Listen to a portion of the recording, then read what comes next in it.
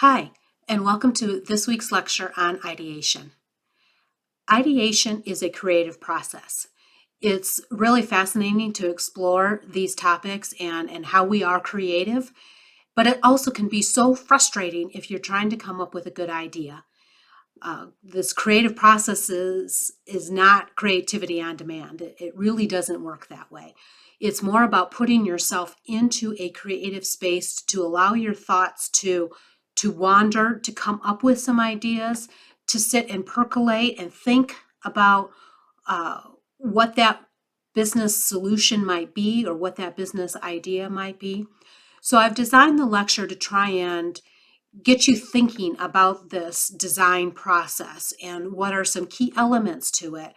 And it really is all about being human-centered and what does a human being or your target market need and want?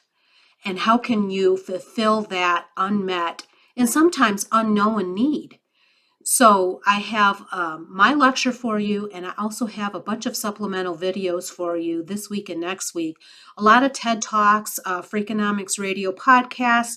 Again, the intent here is to just expose you to different ways to approach creativity and ideation, because it's not a one-size-fits-all. It's not a linear process that I can just take you through the steps, and at the end you're going to have something.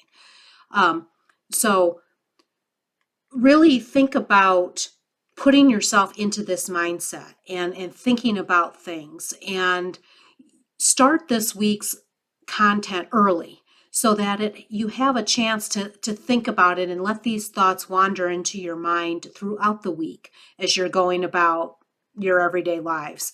That's where you're going to get the most benefit of it, not just sitting down Sunday night 2 hours before everything is due and trying to power through it. The assignment this week is a design thinking workshop, solving a real world business problem, which is employee engagement.